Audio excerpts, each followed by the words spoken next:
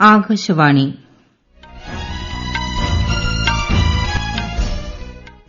നമസ്കാരം.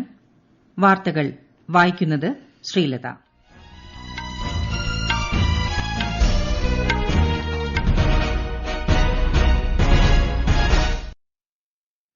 പ്രധാന വാർത്തകൾ. അന്നദാതാക്കളിൽ നിന്ന് സംരംഭകർ എന്ന നിലയിലേക്ക് രാജ്യത്തെ കർഷകരെ ഉയർത്തുമെന്ന് പ്രധാനമന്ത്രി നരേന്ദ്രമോദി. കേരളത്തിലെ വിവിധ ദേശീയപാതാ പദ്ധതികളുടെ ശിലാസ്ഥാപനം കേന്ദ്രമന്ത്രി നിതിൻ ഗഡ്കരി നിർവഹിച്ചു. ലോകത്ത് ഏറ്റവും കുറഞ്ഞ കോവിഡ് മരണനിരക്ക് ഇന്ത്യയിലെന്ന് കേന്ദ്ര ആരോഗ്യമന്ത്രി. രാജ്യത്ത് രോഗമുക്തി നിരക്ക് 86.78%. കേരളത്തിൽ ഇന്ന് 8764 പേർക്ക് കോവിഡ് സ്ഥിരീകരിച്ചു. ഐപിഎല്ലിൽ ടോസ് നേടിയ ചെന്നൈ സൂപ്പർ കിങ്സ് സൺറൈസേഴ്സ് ഹൈദരാബാദിനെതിരെ ബാറ്റിംഗ് തെരഞ്ഞെടുത്തു. വാർത്തകൾ വിശദമായി. ചരിത്രപരമായ കർഷക ബിൽ കാർഷിക മേഖലയിൽ കൂടുതൽ അവസരങ്ങൾ സൃഷ്ടിക്കുമെന്ന് പ്രധാനമന്ത്രി നരേന്ദ്രമോദി.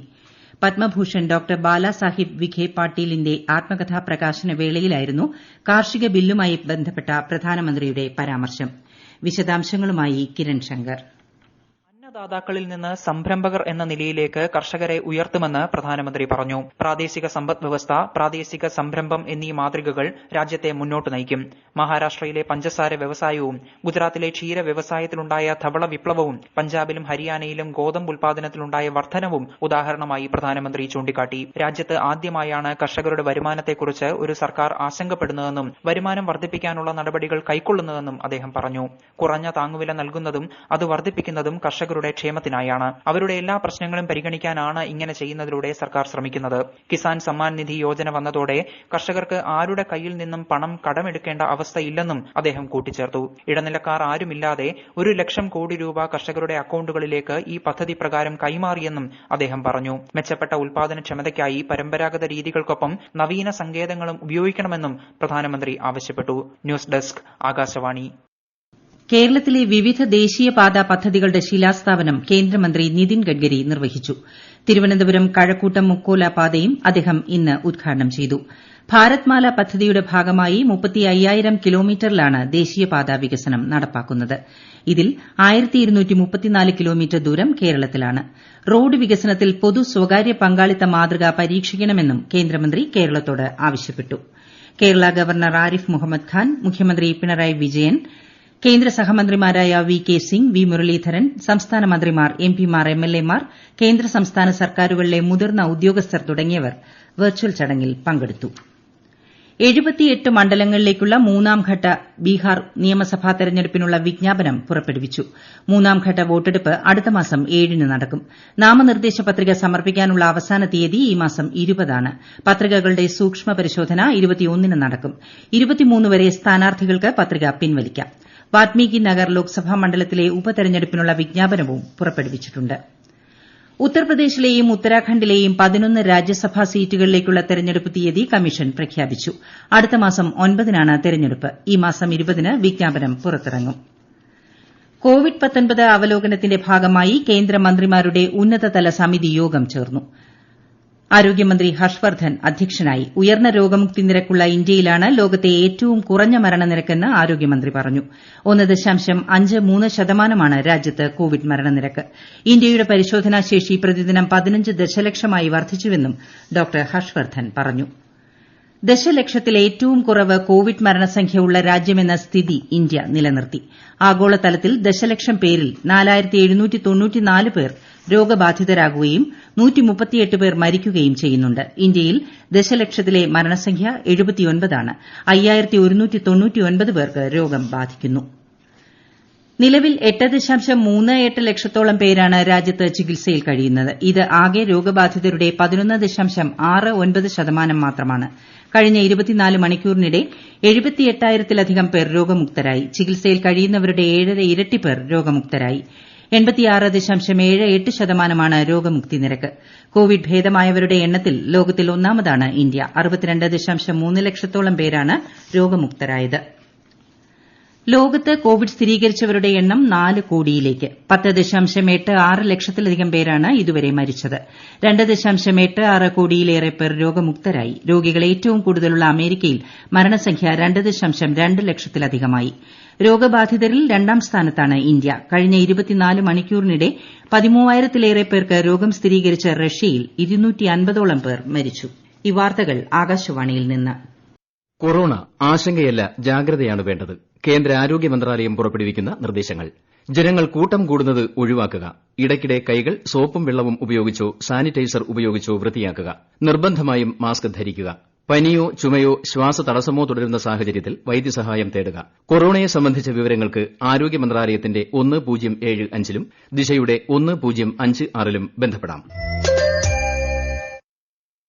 മറ്റ് രോഗങ്ങൾക്കൊപ്പം കോവിഡ് ബാധിക്കുന്നത് നിയന്ത്രിക്കുന്നതിനായി കേന്ദ്ര ആരോഗ്യ കുടുംബക്ഷേമ മന്ത്രാലയം പ്രത്യേക നിർദ്ദേശങ്ങൾ പുറത്തിറക്കി. ഡെങ്കി, മലേറിയ, പകർച്ചപ്പനി, ചിക്കൻ ഗുനിയ തുടങ്ങിയ പകർച്ചവ്യാധികളുടെ കാലമായതിന്റെ പശ്ചാത്തലത്തിലാണ് നിർദ്ദേശം. ഈ രോഗങ്ങൾ ബാധിച്ചവരിൽ കോവിഡ് രോഗനിർണയം വെല്ലുവിളിയാണ്. ഇത്തരം രോഗങ്ങൾ വ്യാപിക്കുന്നത് തടയാനായി കൂട്ടായ പരിശ്രമം ആവശ്യമാണെന്നും മന്ത്രാലയം വ്യക്തമാക്കി. കേരളത്തിൽ ഇന്ന് 8,764 പേർക്ക് കോവിഡ്-19 സ്ഥിരീകരിച്ചതായി മുഖ്യമന്ത്രി പിണറായി വിജയൻ വാർത്താസമ്മേളനത്തിൽ പറഞ്ഞു. മലപ്പുറം, എറണാകുളം, കോഴിക്കോട്, തൃശൂർ ജില്ലകളിൽ 1000-ലേറെ പേർക്കാണ് രോഗബാധ. 7,723 പേർ രോഗമുക്തരായി. ഇന്ന് 21 പേരുടെ മരണം കോവിഡ് ബാധിച്ചാണെന്ന് സ്ഥിരീകരിച്ചു. 11 പുതിയ ഹോട്ട്സ്പോട്ടുകളും പ്രഖ്യാപിച്ചു. 15 പ്രദേശങ്ങളെ ഒഴിവാക്കി. ഇതോടെ ആകെ 660 ഹോട്ട്സ്പോട്ടുകളാണ് ഉള്ളത്. സംസ്ഥാനത്ത് ചികിത്സയിലുള്ളത് 95,407 പേരാണ്. 50ാമത് കേരള സംസ്ഥാന ചലച്ചിത്ര അവാർഡുകൾ പ്രഖ്യാപിച്ചു. ജല്ലിക്കെട്ടിന്റെ സംവിധായകൻ ലിജോ ജോസ് പെല്ലിശ്ശേരിയാണ് മികച്ച സംവിധായകൻ. ഷിനോസ് റഹ്മാൻ, സജാസ് റഹ്മാൻ എന്നിവർ സംവിധാനം ചെയ്ത വാസന്തിയാണ് മികച്ച ചിത്രം. ആൻഡ്രോയിഡ് കുഞ്ഞപ്പൻ, വികൃതി എന്നീ ചിത്രങ്ങളിലെ അഭിനയത്തിന് സുരാജ് വെഞ്ഞാറമൂട് മികച്ച നടനുള്ള പുരസ്കാരം നേടി. ബിരിയാണി എന്ന ചിത്രത്തിലെ അഭിനയത്തിന് കനി കുസൃതി മികച്ച നടിയായി. മികച്ച സ്വഭാവ നടനും നടിയുമായി ഫഹദ് വാസിലും സ്വാസികയും തെരഞ്ഞെടുക്കപ്പെട്ടു. നിവിൻ പോളി, അന്നാബെൻ, പ്രിയംവദ കൃഷ്ണൻ എന്നിവർ അഭിനയത്തിന് പ്രത്യേക ജൂറി പരാമർശത്തിന് അർഹരായി. ഗാനരചയിതാവ് ജുജേഷ് ഹരിയും സംഗീത സംവിധായകൻ സുഷിൻ ശ്യാമുമാണ്. നജീം അർഷാദും മധുശ്രീ നാരായണനുമാണ് മികച്ച ഗായകർ. പോലീസ് സേനയുടെ നവീകരണത്തിന് സർക്കാർ പ്രതിജ്ഞാബദ്ധമാണെന്ന് കേന്ദ്ര ആഭ്യന്തര സഹമന്ത്രി കിഷൻ റെഡ്ഡി. ആധുനികവൽക്കരണത്തിനായി 780 കോടി രൂപ സർക്കാർ അനുവദിച്ചതായും കേന്ദ്ര ആഭ്യന്തര സഹമന്ത്രി പറഞ്ഞു. ദേശീയ ക്രൈം റെക്കോർഡ് ബ്യൂറോ സജ്ജീകരിച്ച ഇ സൈബർ ലാബ് ഉദ്ഘാടനം ചെയ്യുകയായിരുന്നു ശ്രീ കിഷൻ റെഡ്ഡി. സൂപ്പർ കമ്പ്യൂട്ടിംഗ് അടിസ്ഥാന സൌകര്യ വികസനം കുറഞ്ഞ ചെലവിൽ സാധ്യമാക്കുന്നതിനായി രാജ്യത്തെ പ്രമുഖ സ്ഥാപനങ്ങൾ കൈകോർക്കും. ദേശീയ സൂപ്പർ കമ്പ്യൂട്ടിംഗ് ദൌത്യത്തിന് കീഴിലാണ് സൂപ്പർ കമ്പ്യൂട്ടിംഗ് സൌകര്യങ്ങൾ യാഥാർത്ഥ്യമാക്കുന്നത്. ഇതിന്റെ ഭാഗമായി രാജ്യത്തെ ഗവേഷണ വികസന വിദ്യാഭ്യാസ സ്ഥാപനങ്ങളുമായി centre for development of advanced computing CDAC 13 ധാരണാപത്രം ഒപ്പുവച്ചു. സ്വാശ്രയ ഭാരതം എന്ന ലക്ഷ്യം സാക്ഷാത്കരിക്കാൻ ഈ ധാരണാപത്രങ്ങൾ വഴി തുറക്കുമെന്ന് ഇലക്ട്രോണിക്സ് വിവരസാങ്കേതിക വിദ്യാ സഹമന്ത്രി സഞ്ജയ് ധോത്രെ പറഞ്ഞു. കോവിഡ്-19 മഹാമാരി വ്യാപനം തടയാനുള്ള മാർഗമായി ആർജിത പ്രതിരോധത്തെ കാണുന്നതിനെതിരെ ലോകാരോഗ്യ സംഘടന രംഗത്ത്. കോവിഡ്-19 വ്യാപനത്തിന് അനുകൂല നിലപാടുകൾ സ്വീകരിക്കുന്നതിലൂടെ ആർജിത പ്രതിരോധശേഷി കൈവരിക്കാനാകുമെന്നും അതുവഴി മഹാമാരിയെ പിടിച്ചുകെട്ടാൻ സാധിക്കുമെന്നും ചില ഗവേഷകർ അഭിപ്രായപ്പെട്ടിരുന്നു. എന്നാൽ ഇത്തരം ധാരണകൾ അധാർമികമാണെന്ന് ലോകാരോഗ്യ സംഘടന ഡയറക്ടർ ജനറൽ ടെഡ്രോസ് അഥനം ഗബ്രിയേസസ് പറഞ്ഞു. കുത്തിവയ്പിലൂടെ ആർജിത പ്രതിരോധം കൈവരിക്കാനാണ് ആരോഗ്യമേഖലയിലെ വിദഗ്ധർ ശ്രമിക്കുകയെന്നും അദ്ദേഹം വ്യക്തമാക്കി. രാജ്യം ഇന്ന് ഫിലാറ്റലി ദിനം ആചരിച്ചു. സ്റ്റാമ്പ് ശേഖരണം, തപാലിന്റെ ചരിത്രം എന്നിവയുടെ പഠനമാണ് ഫിലാറ്റലി. സ്റ്റാമ്പ് കൂടാതെ മറ്റ് തപാൽ ഉൽപ്പന്നങ്ങളുടെ ശേഖരണവും ഈ മേഖലയിലുള്ള വിവിധ ഗവേഷണ പ്രവർത്തനങ്ങളും നടത്തുന്നവർക്ക് പ്രോത്സാഹനമായാണ് ഈ ദിനം ആചരിക്കുന്നത്. ഐപിഎൽ ക്രിക്കറ്റിൽ സൺറൈസേഴ്സ് ഹൈദരാബാദും ചെന്നൈ സൂപ്പർ കിങ്സും തമ്മിലുള്ള മത്സരം ആരംഭിച്ചു. ടോസ് നേടിയ ചെന്നൈ ബാറ്റിംഗ് തെരഞ്ഞെടുത്തു. ദുബായ് അന്താരാഷ്ട്ര ക്രിക്കറ്റ് സ്റ്റേഡിയത്തിലാണ് മത്സരം. പ്രധാന വാർത്തകൾ വീണ്ടും. അന്നദാതാക്കളിൽ നിന്ന് സംരംഭകർ എന്ന നിലയിലേക്ക് രാജ്യത്തെ കർഷകരെ ഉയർത്തുമെന്ന് പ്രധാനമന്ത്രി നരേന്ദ്രമോദി. കേരളത്തിലെ വിവിധ ദേശീയപാത പദ്ധതികളുടെ ശിലാസ്ഥാപനം കേന്ദ്രമന്ത്രി നിതിൻ ഗഡ്കരി നിർവഹിച്ചു. ലോകത്ത് ഏറ്റവും കുറഞ്ഞ കോവിഡ് മരണനിരക്ക് ഇന്ത്യയിലെന്ന് കേന്ദ്ര ആരോഗ്യമന്ത്രി. രാജ്യത്ത് രോഗമുക്തി നിരക്ക് 86.78%. കേരളത്തിൽ ഇന്ന് 8,764 പേർക്ക് കോവിഡ് സ്ഥിരീകരിച്ചു. ഐപിഎല്ലിൽ ടോസ് നേടിയ ചെന്നൈ സൂപ്പർ കിങ്സ് സൺറൈസേഴ്സ് ഹൈദരാബാദിനെതിരെ ബാറ്റിംഗ് തെരഞ്ഞെടുത്തു. വാർത്തകൾ കഴിഞ്ഞു. അടുത്ത വാർത്താ പ്രക്ഷേപണം 9 മണിക്ക്.